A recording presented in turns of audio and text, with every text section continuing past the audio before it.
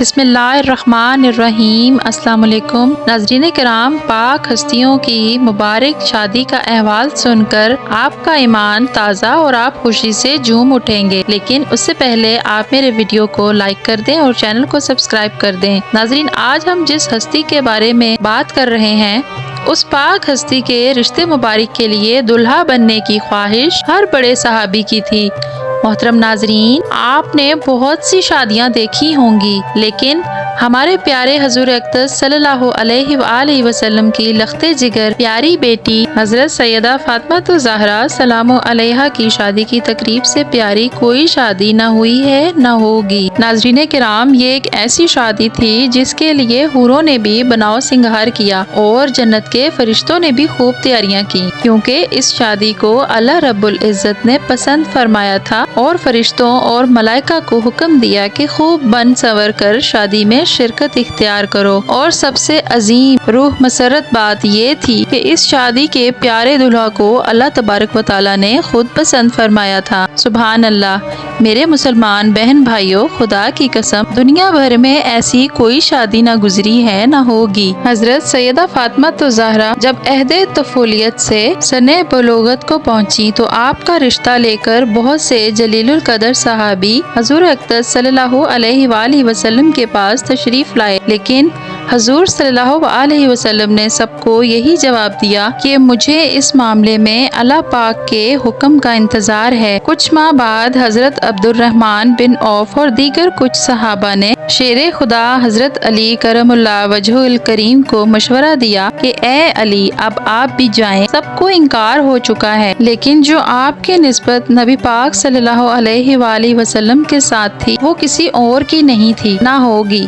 حضرت علی رضی اللہ عنہ حضور اقدس صلی اللہ علیہ وآلہ وسلم کی خدمت میں حاضر ہوئے کہ اتنی دیر میں اللہ کے محبوب مصطفیٰ صلی اللہ علیہ وسلم نے فرمایا، اے علی، آج تمہارا آنا کیا فاطمہ کے رشتے کے لیے ہے؟ تو حضرت علی رضی اللہ عنہ نظریں جھکا کر فرمانے لگے، جی یا رسول اللہ۔ حضور صلی اللہ علیہ وسلم نے فرمایا کہ مجھے جبرائیل علیہ السلام نے پہلے ہی خبر دے دی تھی کہ یہ رشتہ اللہ رب العزت نے پسند فرمایا ہے۔ حضور اقدس صلی اللہ علیہ وسلم نے ان کی درخواست قبول فرمائی اور ارشاد فرمایا، اے علی، گھریلو ضروریات کی کوئی چیز تمہارے پاس ہے جسے تم وسیلہ بناؤ؟ حضرت علی رضی اللہ عنہ نے فرمایا، میرے پاس ایک تلوار، ایک اونٹ اور ایک ذرہ ہے۔ حضور صلی اللہ علیہ وسلم نے فرمایا، تلوار کی تمہیں ضرورت ہے، ہر وقت جہاد کے لیے تیار رہتے ہو۔ اونٹ تمہاری سواری کے لیے ہے، وہ بھی ضروری ہے۔ میں تیری طرف سے ذرہ پر اکتفا کرتا ہوں، اور اے علی، تجھے بشارت ہو کہ اللہ تعالیٰ نے تیرا اور فاطمہ کا نکاح آسمان میں باندھ دیا ہے۔ مجھے اللہ تعالیٰ کی طرف سے یہ حکم ہوا ہے کہ میں بھی سب کے سامنے تمہارا اور فاطمہ الزہرا کا نکاح پڑھا دوں۔ اس طرح حضور اقدس صلی اللہ علیہ وسلم نے حضرت علی رضی اللہ عنہ کا نکاح پڑھا دیا۔ ناظرین کرام، جب حضرت فاطمہ رضی اللہ عنہ کی رخصتی کا وقت آیا تو حضور اقدس صلی اللہ علیہ وسلم کے پاس تمام ازواج محترمات جمع تھیں۔ انہوں نے حضور پاک صلی اللہ علیہ وسلم کے ساتھ حضرت امیز باتیں شروع کر دیں۔ حضرت ام سلمہ رضی اللہ عنہ نے حضرت خدیجہ رضی اللہ عنہ کا تذکرہ کیا اور فرمانے لگی کہ حضرت خدیجہ رضی اللہ عنہ آج زندہ ہوتی تو فاطمہ الزہرا کے متعلق ہمیں کوئی پریشانی نہ ہوتی اور ہماری آنکھیں روشن ہوتی۔ یہ سن کر حضور صلی اللہ علیہ وسلم کی آنکھوں میں آنسو آ گئے اور فرمایا، خدیجہ جیسا کوئی بھی نہیں ہے۔ اس نے اس وقت میری تصدیق کی جب سب نے تکذیب کی، اپنے سارے مال کو مجھ پر خرچ کر دیا، اللہ تعالیٰ کے دین کو قبول کیا۔ اللہ تعالیٰ نے ان کو زندگی میں ہی جنت کی بشارت دے دی تھی۔ حضرت محمد صلی اللہ علیہ وسلم نے ہجرت کے دوسرے سال پہلی ذی الحج کے حضرت فاطمہ کو سیدنا علی کے گھر بھیجا، اس لیے شادی اور نکاح کے درمیان تقریباً 10 مہینے کا فاصلہ تھا۔ شاید نکاح کا صیغہ جلدی پڑنے کی وجہ یہ تھی کہ دوسرے رشتے مانگنے والے لوگوں کے لیے جواب واضح ہو جائے، اور شادی کی دیر کرنے کی وجہ یہ تھی کہ فاطمہ تو زہرا جسمانی رشد و نما کے لحاظ سے بہتر ہو جائیں۔ خاتون جنت کا جہیز آقائے دونوں عالم کے مالک و مختار حضور اقدس صلی اللہ علیہ وسلم نے شہزادی اسلام حضرت بی بی فاطمہ تو زہرا رضی اللہ عنہ کو جہیز میں جو سامان دیا اس کی تفصیل یہ ہے: ایک کملی یعنی چادر، کھجور کی بان کی ایک چارپائی، چمڑے کا گدا جس میں روئی کی جگہ کھجور کی چھال بھری ہوئی تھی، ایک چھاگل، ایک مشک، 2 چکیاں، 2 مٹی کے گڑھے شامل تھے۔ حضرت علی حضرت ام ایمن کے ساتھ حضور اقدس صلی اللہ علیہ وسلم کی خدمت میں حاضر ہوئے۔ آپ صلی اللہ علیہ وسلم نے ارشاد فرمایا: بڑی محبت و عزت سے انشاءاللہ تعالی آج رات سے تم اپنی زوجہ کے ساتھ رہا کرو گے۔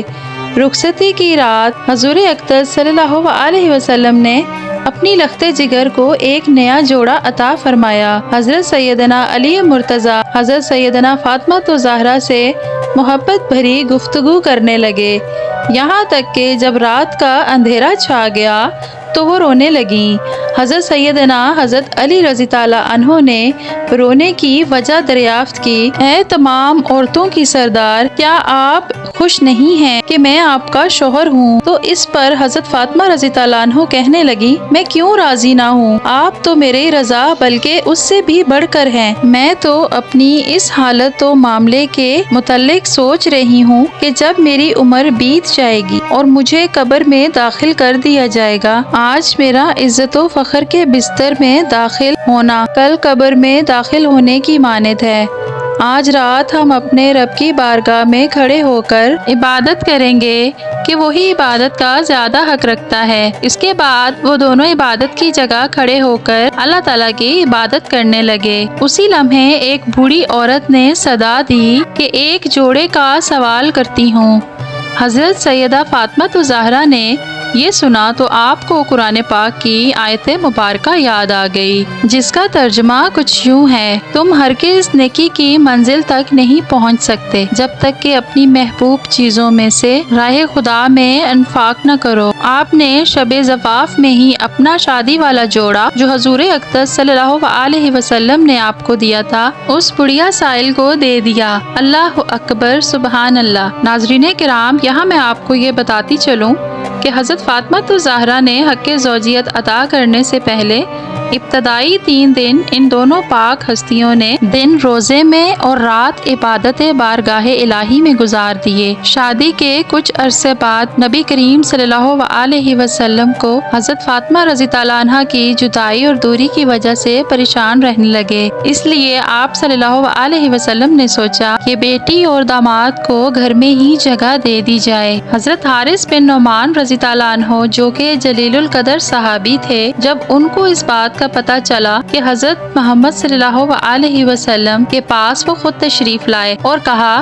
خدا کی قسم میں چاہتا ہوں کہ میرے جو گھر آپ کے ساتھ ہیں وہ آپ لے لیں۔ حضور اقدس صلی اللہ علیہ وسلم فرمانے لگے: اللہ تمہیں اس کا اجر دے گا۔ اس طرح سے حضرت علی اور حضرت فاطمہ رضی اللہ عنہ حضور اقدس صلی اللہ علیہ وسلم کے ہمسائے بن گئے۔ ناظرین، ہم اللہ رب العزت سے دعا گو ہیں کہ ان پاک ہستیوں کی زندگی مبارک کو دیکھ کر ان کے بتائے ہوئے راستوں پر چلنے کی توفیق عطا فرمائے، اور اللہ رب العزت ان کے بتائے ہوئے راستے پر چلنے کی توفیق عطا فرمائے۔ اللہ تعالیٰ ہم تمام مسلمانوں کو اپنی حفظ و امان میں رکھے، آمین۔ ناظرین، اگر آپ کو میری ویڈیو پسند آئے تو پلیز اس کو لائک، شیئر اور کمنٹ کر دیں، اور جاتے جاتے میرے چینل کو بھی سبسکرائب کر دیں۔ میری ویڈیو کو دیکھنے کے لیے آپ کا بے حد شکریہ۔